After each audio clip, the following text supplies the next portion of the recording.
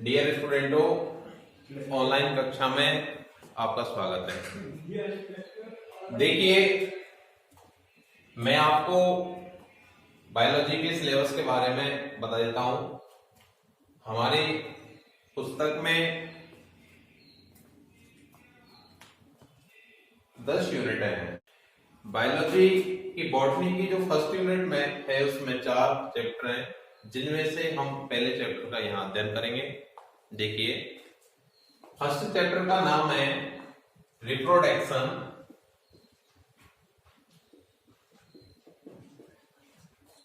इन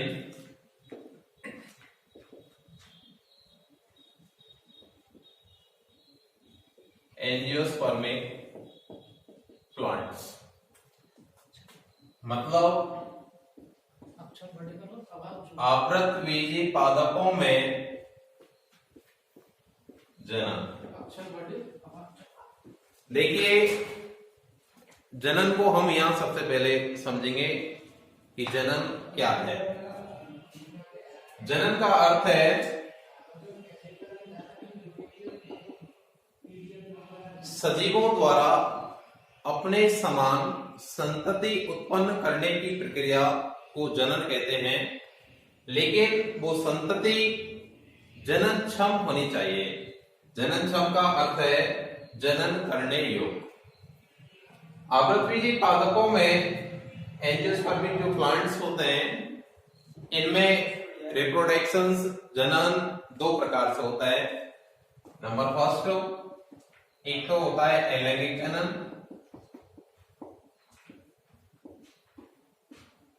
और दूसरा होता है लैंगिक जनन।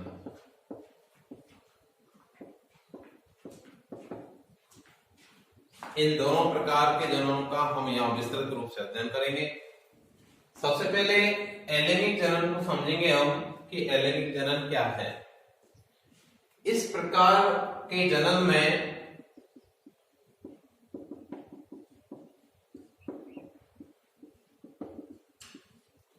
जनन में युग्मकों का संलयन नहीं होता, अर्धसूत्रण नहीं होता, अर्थात निषेचन नहीं होता। उस प्रकार के जनन को हम अलैंगिक जनन कहते हैं। अलैंगिक जनन को हम एपोमैक्सिस या असंग जनन के नाम से भी जानते हैं। ये अलैंगिक जनन हमारा 2 प्रकार का होता है। नंबर फर्स्ट, अनिषेक बीजता और नंबर 2 कायिक जनन या प्रवर्धन। अनिषेक बीजता को हम सबसे पहले यहां समझेंगे। एंजियोस्पर्मी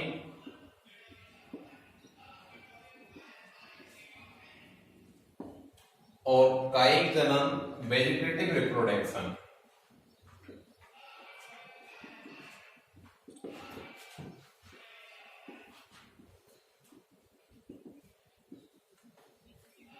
अनिषेक बीजता का मतलब है कि इसमें प्रवर्धन बीजों द्वारा तो होता है, लेकिन युग्मकों का संलयन नहीं होता, अर्थात निषेचन नहीं होता।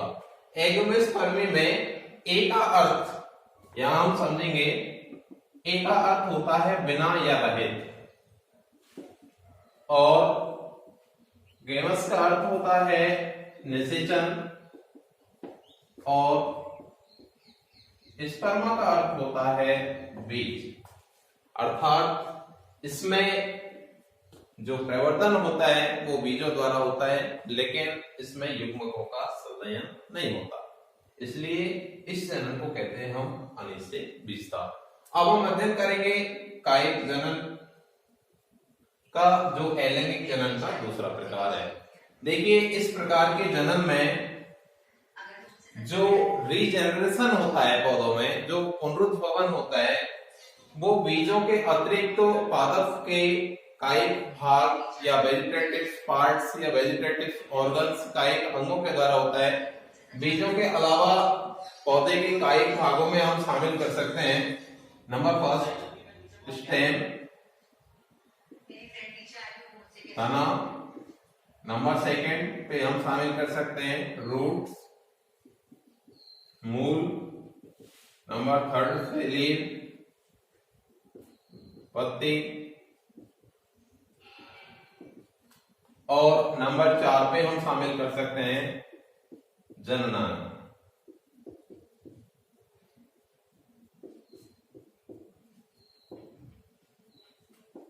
Reproductive organs. कायिक जनन के प्रकारों का अगर हम अध्ययन करें तो कायिक जनन हमारा यहाँ 2 प्रकार का होता है। नंबर फर्स्ट,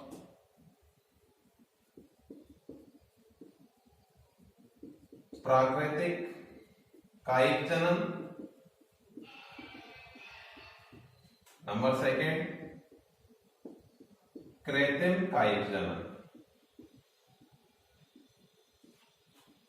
एक तो होता है नेचुरली वेजिटेटिव रिप्रोडक्शन या प्रोपगेशन, और एक होता है अपना आर्टिफिशियल वेजिटेटिव रिप्रोडक्शन या प्रोपगेशन।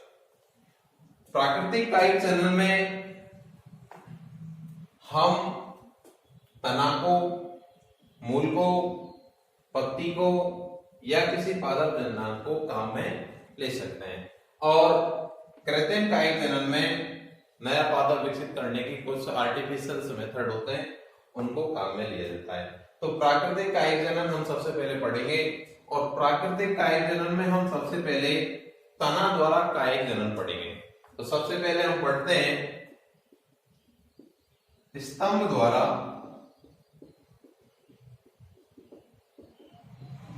कायिक प्रवर्धन। इसका अर्थ होता है वेजिटेटिव रिप्रोडक्शंस बाय स्टेम्स। इसमें जो तने के रूपांतरण होते हैं, जो मॉडिफिकेशन होते हैं, वो कुछ इस प्रकार से हैं। जैसे सबसे पहला तने का रूपांतरण कंद के रूप में, जो हमको आलू के अंदर देखने को मिलता है। नंबर दूसरा प्रकंद के रूप में है, जो हमको अदरक में देखने को मिलता है। तीसरा घनकंद के रूप में, जो हमें अरबी के अंदर देखने को मिलता है। और नंबर 4 सल्ककंद, जो हमें लहसुन के अंदर देखने को मिलता है। इसके अतिरिक्त तो नंबर 5 पे ऊपरी भुस्तारी, जो हमें घास के अंदर देखने को मिलता है। इसके बाद में अंतः भुस्तारी, जो हमें पुदीना के अंदर देखने को मिलता है। और भूस्तारिका, जो हमें स्ट्रॉबेरी के अंदर देखने को मिलता है। तो एक बार हम रिपीट करें, पौधों में स्तंभ द्वारा कायिक प्रवर्धन। तो सबसे पहले तने के जो मॉडिफिकेशंस हैं, जो रूपांतरण है, वो हमको देखिए। मैं आपको स्तंभ के रूपांतरणों के बारे में दोबारा बता देता हूँ। सबसे पहला रूपांतरण कंद के रूप में, जो आलू के अंदर होता है। दूसरा प्रकंद के रूप में, जो अपना अदरक के अंदर होता है। तीसरा घनकंद के रूप में है, जो अपना अरवी के रूप में होता है। चौथा सलखंद के रूप में, जो लहसुन के अंदर होता है। उसके बाद में ऊपरी भुस्तारी घास, अंतर भुस्तारी पुदीना, और भुस्तारी का स्ट्रॉबेरी। इसके बाद में हम दूसरा पढ़ते हैं नंबर 2 पे जड़ द्वारा कायिक प्रवर्धन।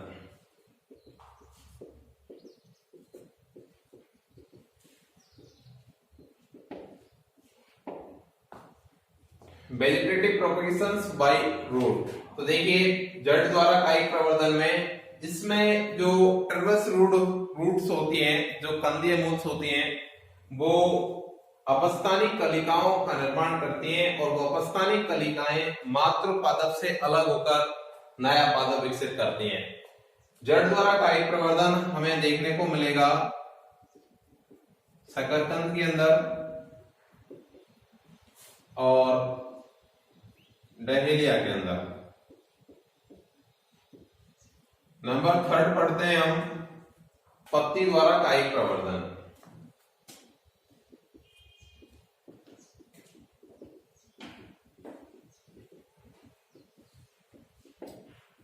देखिए पत्ती द्वारा कायिक प्रवर्धन, वेजिटेटिव प्रोपगेशंस बाय लीव्स। पत्ती द्वारा कायिक प्रवर्धन में पत्ती की जो किनारे होती हैं उन किनारों से कुछ पर्णकलिकाएं निकलती हैं। उन पर्णकलिकाएं से नया पादप विकसित होता है। वो पर्णकलिकाएं मात्र पादप से अलग होकर नया पादप विकसित करती हैं। पत्ती द्वारा कायिक प्रवर्धन हमको ब्रायोफिलम के अंदर देखने को मिलेगा, ब्रायोफिलम। और इसके बाद में नंबर 4 पे आता है कि जननांगों द्वारा कायिक प्रवर्धन।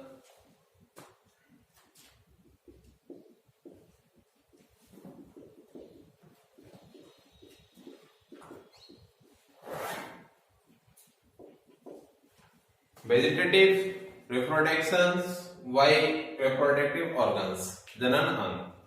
तो देखो इसमें कुछ सेपत्र कलिकाएं होती हैं जो भूमि पर गिरकर नया पादप विकसित करती हैं। ये पुष्प कलिकाओं के स्थान पर होती हैं। इनमें जैसे रतालू के अंदर, रतालू या रामबांस के अंदर हमें ऐसा देखने को मिलेगा। तो ये अपना प्राकृतिक कायिक जनन है जो मैंने आपको बताया कि प्राकृतिक कायिक जनन 4 चरणों में होता है पौधों के अंदर। एक तो स्तंभ द्वारा, नंबर 2 जड़ द्वारा, नंबर 3 पत्ती द्वारा और नंबर 4 जननांगों द्वारा। अब पढ़ते हैं हम कृत्रिम कायिक जनन। तो देखिए कृत्रिम कायिक जनन में कौन कौन सी विधियां हैं जो हमें इस अध्याय में पढ़नी पड़ती हैं। तो कृत्रिम कायिक जनन की विधियां कुछ इस प्रकार हैं।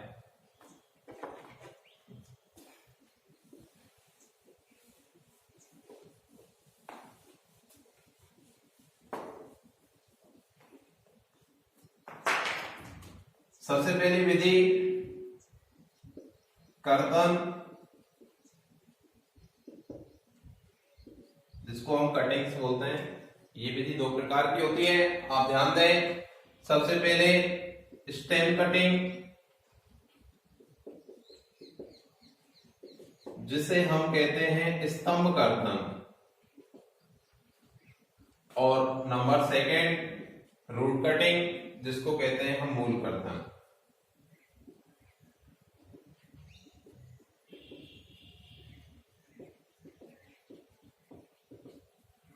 ये कृत्रिम कायिक जनन की फर्स्ट विधि है। इसमें हमें 2 विधि पढ़नी है, एक तो स्तंभ कर्तन पढ़ना है और इसके बाद में पढ़ना हमें मूल कर्तन। दूसरी जो विधि है वो दाव लगाना है।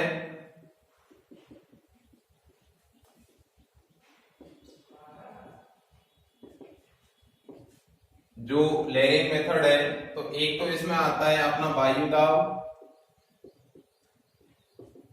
और दूसरा मेथड आता है टीला दाव विधि।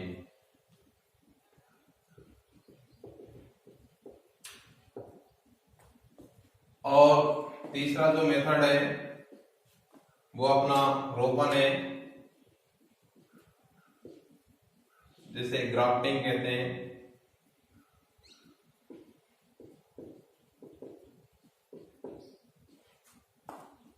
तो देखिए ग्राफ्टिंग में 4 मेथड हैं।